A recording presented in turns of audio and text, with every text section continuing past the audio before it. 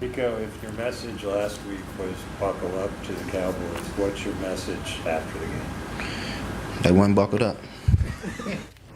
Short and sweet and to the point. Look, they weren't buckled up. He told them, this is why I respect Rico and I miss him so much in Dallas, because listen, he said, I'm going to go out here and I'm going to have a big game, so you guys better be ready. And when they didn't answer the call, he said, I told you so. So, I mean, just to contextualize what Rico Dowdle was able to do for the Panthers today, 4 touches for 239 scrimmage yards in his first game against his former team. That's just one of like 7 different stats that we have on him.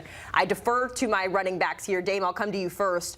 Revenge game, yes, but even bigger than that, the performance from Rico against his former team. I mean, this is 2 weeks back to back, and then obviously doing it against your former team. I mean, this is we're watching a guy build confidence and gain confidence as an NFL superstar almost, if like right in front of our eyes. And granted, I don't want to put him there yet, but when you got 2 straight games with 200 scrimmage yards as a running back, playing God's position, you making a name for yourself. And then to stick it to Jerry Jones and the people that you came from obviously makes it taste a little bit sweeter. But, I mean, you look at these numbers, 386 scrimmage yards in 2 games, the most in Panthers history. So not only is he sticking it to his old team, but he's also arrived in Carolina and said, look at what I can do. Just look at what I can do. And again, making a name for himself, super stellar performance today. And that's what the Panthers need right there. And I'll say this, that he's getting a lot of this playing time, obviously, because Chuba Hubbard has now been out for 2 weeks. And so, Rand, when you think about what Chuba did last year, right, this kind of feels like copy and paste of what he did, where he came in and he earned the extension and then he gets hurt. It's next man up. Is it a good problem, I guess, to have for when Chuba comes back? I don't want to take away from Rico's moment too much here, but how does that get a little bit different as the season goes along? You see, I'm nodding my head. I wrote the note. Chuba Hubbard. What do you do when he gets back? You got to ride. You got to continue to ride the hot hand, right? And then find some mix and match formula where you're playing with both of them. And if there's any organization that has a history of being able to play 2 guys and maximize the ability of 2 running backs out of the backfield, it's the Carolina Panthers. We saw Jonathan Stewart's name on that list. He and D'Angelo Williams, they shared the backfield. Both went for 1,000 and became catalysts for what that offense was. Can we get the same production out of those 2 when Chuba Hubbard is back? Because right now, there's no way you could take Rico Dowdle off the field. Running back, This is why I didn't put one in. Running back, put one in. Look, Rico Dowdle's been really good. Okay. Really good. But, and this is the but, do you realize that these 2 games have come against the team that's last in rushing defense and the team that's 29th in rushing defense? There he is. The holes have been cavernous. And he just, look, he's taking advantage of it. Kudos to him. And I'm with you. I'm keeping him in there. But let's be real. The Miami Dolphins can't play run defense. The Dallas Cowboys haven't played run defense since Randy White was in that defensive line. It's been a long time since they've been good. Well, I mean, the Cowboy dynasty teams played great run defense. But this Cowboys team can't stop anybody in the run game, and neither can the Dolphins. So you got to temper it a little bit, but he's done it. He's gone out and done it. The holes have been big, and he's taking advantage of it. Wait, Haley, isn't this why they got rid of Micah Parsons, was to improve the run defense? You said it, not me. It is certainly Yikes. interesting, some of the business decisions that Jerry Jones has made to this point. By the way, I think I said earlier 4 touches for 239 yards. He had 34 touches. I was missing a number on my paper. That would be incredible. 4 touches for 239 Honestly, I was like, wait, did I miss something? Right? And as soon as I said it, I was like, let me go back. But So against it's that 34 Cowboys touches. defense, that might not have been impossible. Right, so let's talk about the Cowboys defense, right? Because it's so hard as a fan. Like, I couldn't even watch the game beginning to end because I kind of knew what to expect, right? We have these numbers. The Cowboys have 104 points, no turnovers, a 1-1-run record over their last 3 games, and yet they're not winning because their defense is so egregious. And so I guess from the fan perspective here, Pete, how should Cowboys fans be feeling about this team? Is there confidence that they can fix the defense, or did today just prove that this is kind of just a trial by error every week? I mean, they've given, in the last 3 games, they've given up an average of 174 rushing yards per game. You're not winning a lot of games in the NFL when your defense is just getting mauled up front. So I don't know what you can do. I mean, they've drafted, Mozzie Smith was a first-round pick, hadn't worked out. They've spent money on defensive linemen, it hasn't worked out. Their linebackers have always been a little undersized, it hasn't worked out. The bottom line is, I don't know what they can do differently to try and stop the run, because let's face it, if they load up to stop the run, they don't exactly have the greatest man-to-man cover corners on the outside either. So it's a problem however you play it, and I don't see this run defense getting any better. Can I encapsulate that in what Pete Prisco normally just says to a question like that to a Cowboys fan?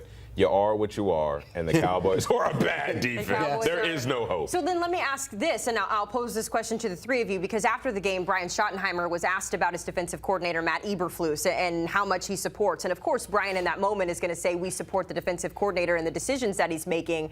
But Rand, at some point, you kind of got to look in the mirror and you got to say where the problem's coming from. It's coming from this unit. I'm not saying that we should fire Matt Eberflus by any stretch, but I guess to Pete's point, is there any changes that he can make, whether it's personnel, whether it's scheme? Is there anything that he can do to sort of make up for the fact that we got rid of Micah Parsons? Well, I'll say this, because I'm looking at the Cowboys defense, their rankings coming in. They were ranked in the bottom third in 10 categories coming into this game, 10 categories. Eberflus's scheme has been the scheme he's run everywhere he's been, right? Even, well, he was hired early, but anyway, it isn't the scheme problem. It's the personnel problem. Correct. And they don't have the players. So that's not a Brian Schottenheimer issue. That's not a Matt Eberflus issue. That is the person making those decisions issue. And we talk about you're dead last in total yards per game. You're dead last in passing yards allowed per game. Pass play yards per attempt. Third down efficiency. And then you're 31st in the league allowing in terms of allowing explosives. Like, that is the one that gets you killed, because even if you have a team backed up, you're still giving up explosives at a high rate, and so you can't win football games like that. But then if you like I'm sliding over my screen, and then you look at this Cowboys offense, and they're ranked in the top third Really in a lot of categories. Real quick, everybody wants to point to the Micah Parsons trade. If Micah Parsons is on this defense as it's constructed right now, they're still getting gashed in the run game, and it kind of neutralizes who he is as a pass rusher. They can talk all they want about Parsons would save this, Parsons would do that. No, he wouldn't. He's not great when the run comes right at him either. They would still have problems. Well, I don't think it's as much about would Micah Parsons solve this problems. It's more about Jerry Jones' comment and saying we got rid of him so we could fix the problem. Well, it's the exact same. And that's what I was going to say too, and that has not helped. And we know that we will never get to the bottom of why Jerry Jones truly did that. So we're going to move along and talk about the Seahawks, fellas, because we are just seeing the emergence of Jaxon Smith-Njigba. He is just becoming one of the funnest wide receivers to watch in this league. He's also young, Damien. There's so much upside here. When you look at what the Seahawks were able to do today, particularly the relationship between him and Sam Darnold, this feels lethal for a division that can get kind of wild down the stretch. I mean, I'm almost going to sound like a broken record, because everything I'm about to say about Jaxon Smith-Njigba is exactly what I said about Emeka Egbuka last week. And we talked about how similar they are in style, how they play, the way that they motivate their teams, the relationships that they've developed at an early age with their veteran quarterbacks. That is a model of success right there. When you have young guys that enter the NFL and are pro level ready, not just skill, but I'm talking about being a pro's pro, knowing how to show up and handle and conduct your business, and they marry their quarterback, their veteran. They develop a relationship to where they know. Sam Darnold knows exactly where Jaxon Smith-Njigba is going to be when he needs to be there. He knows how he wants Sam Darnold to sit in zone. He knows how he's going to get open versus man. That relationship from a young player to an old veteran quarterback, that's when you have something special. And again, I can't emphasize enough how important it is to have guys like Jaxon Smith-Njigba who are NFL ready from the time they step foot in their organization. Seahawks getting it done on the road. That was their ninth straight road win. Jaxon Smith-Njigba, the first player in Seahawks history with 125-plus receiving yards, a receiving touchdown in back-to-back games. So he is really coming alive. I want to talk about the Patriots as well. I know I just made you talk about the Seahawks, but Rand, I want to talk to you about what Drake May has been able to do, because there's been questions about whether or not he can be a franchise quarterback for that team. After what you saw from him today, are you a believer in Drake May? I am. I am a believer in Drake May. MVP. Okay. MVP. That's how you're feeling? MVP. I'm sorry, Rams. Go ahead. Sorry. You gotta wait. You I gotta was wait. going to say, he just wants to be able to come back to Foxborough and get a standing ovation. Wave to the crowd. Yeah, right. But no, I think the way this young man is playing, and especially when you look at what's surrounding him, their lack of consistency in terms of the running game, and just what he has at the perimeter in terms of weapons at the receiver spot. He doesn't have that true downfield vertical threat, but yet and still he is completing passes at a 70% clip higher. I think he came into this week ranked number 2 in the league at 73% completion percentage. And he just finds a way to get it done, man. And I think they've done a really good job in terms of allowing him to display his skills and run the offense through what he does well. There you see his passer rating on there. The Patriots guys have now matched their win total from the previous 2 seasons. They are 4-2. They are second in the AFC East, and they are cooking right now in relation to some of these other teams. Pete, the Packers get back on track today as well, but it wasn't as convincing maybe as we thought when they were facing a different Bengals team than what we expected. A lot of guys out of that lineup. I mean, they are so banged up with injuries, and again, they're kind of disjointed because of that. Coming off the bye, at least the defense was better. I mean, you're playing Joe Flacco, but they were better than they were last time. We saw them against the Cowboys getting carved to shreds. So I think it's a step in the right direction, but until they get all their guys back, and there's a lot of those guys that will be coming back. Christian Watson will be back soon. The offensive line has guys banged up. They started different guys up there as well. So when they get their guys back, I'm not worried about the Packers. They'll be fine.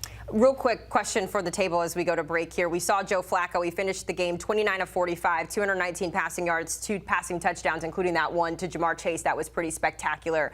Feels like a loaded question, but are we in a better spot with Joe Flacco than Jake Browning behind center in Cincy? Yes, absolutely. There's no question about it. He can drive the ball down the field. He can get the ball to those wide receivers down the field. Jake Browning's a backup quarterback. Joe Flacco has been a quality starter in this league. All right, we'll leave it there. We'll see how much better this Bengals team can get with Joe Flacco behind center. In the meantime, we're going to hit a break here on Game Day Recap. A lot of good happened in Week 6, but so did a lot of bad. We heard boos for John Harbaugh last week. Is he on the hot seat? We're breaking down coaches next on Game Day Recap.